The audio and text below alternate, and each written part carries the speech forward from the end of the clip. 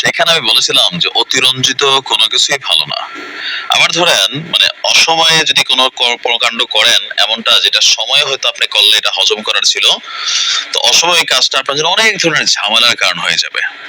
গেল কয়েকদিন যাবৎ, বিশেষ করে গতকালকে রাত্র থেকে বা গেল কয়েকদিন যাবৎ আমরা ধরতে পারি বিভিন্ন জায়গায় আওয়ামী লীগের নেতাকর্মীরা যেভাবে একত্রিত হচ্ছে, ছাত্রলীগ যুবলীগ যে ধরনের অ্যাকশনে যাচ্ছে, তো এই সকল কিছু মিলিয়ে একটা হ্যাডেক তো তৈরি হচ্ছে সরকারের জন্য। আর দিন শেষে এতদিন বিষয়টা এরকম প্রকাশ্যে খোলামেলা ঘোষণায় না আসলেও আজকে আমাদের এই অন্তর্বর্তী সরকারের একজন খুবই গুরুত্বপূর্ণ ব্লুটুথ ড্যাশিং উপদেষ্টা আসিফ, প্রচন্ড ঘাটতারা কিন্তু বোঝাই যায়।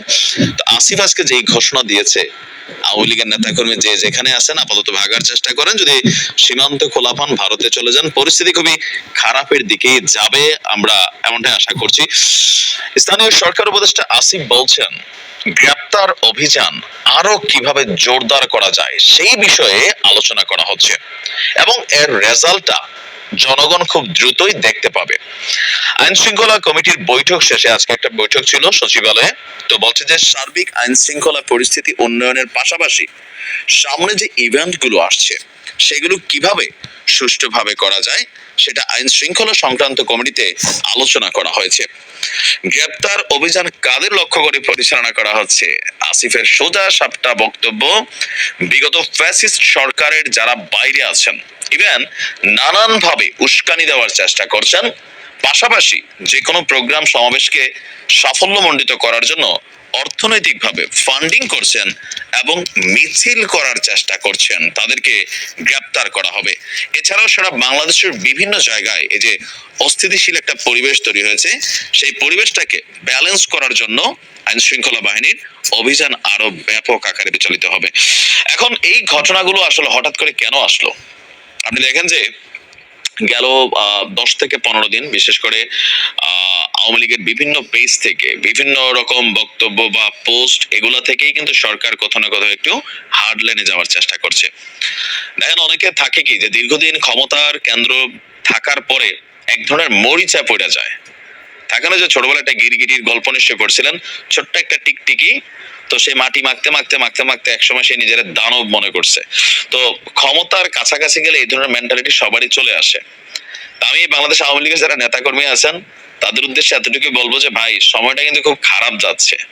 অনেকে মনে করতেছেন আরে না ভাই, কালকে শেখ হাসিনা চলে আসবে, পরশু আসবে, আর পরের দিন পরিস্থিতি কন্ট্রোল হয়ে যাবে, ডক্টর ইউনূসের সরকার পড়ে যাবে। আপনি এখনো বাংলাদেশের অবস্থানটা আসলে বুঝতে পারছেন না। মিনিমাম ন্যূনতম আপনি ধরে রাখেন আগামী 8 বছর বাংলাদেশ আওয়ামী লীগ রাজনীতিতে ফিরতে পারবে না। আওয়ামী লীগের ক্ষমতায় যাওয়ার স্বপ্ন তো অনেক দূরে, কিন্তু 8 বছর মিনিমাম আপনি মেরুদণ্ড সোজা করে দাঁড়াইতে পারবেন না। আবার পরিস্থিতি এমনও হতে পারে যে এক সময় আমরা বিএনপি এবং জামাতের বিরুদ্ধে সরকারের যে অভিযানগুলো দেখেছি, তো মানে সেই রকম অভিযান হয়তো আমরা আসিফদের মাধ্যমে দেখতে পাবো। কেন সেটা বললাম? ওই যে দাড়ি টুপি দেখলেই জামাত, তারপর হচ্ছে বোরকাওয়ালা দুইটা মানুষ বা মহিলা একলগে দেখলেই জামাতের কর্মী বলে গ্রেপ্তার করা হয়েছে, বিএনপি গোপন পরিচালনা করবে, বাসের মধ্যে মোবাইল চেক করা হয়েছে, এগুলা কিন্তু করা হয়েছে। ইভেন এই জুলাই অভ্যুত্থানের একদম শেষ পর্যায়ে এসে গণহারে বিএনপিতে যাদের নাম ছিল অতীতে, হয়তো রাজনীতিতে অ্যাক্টিভ না কিন্তু কোন এক সময় তার নাম ছিল, সবাইকে গ্রেপ্তার করছে।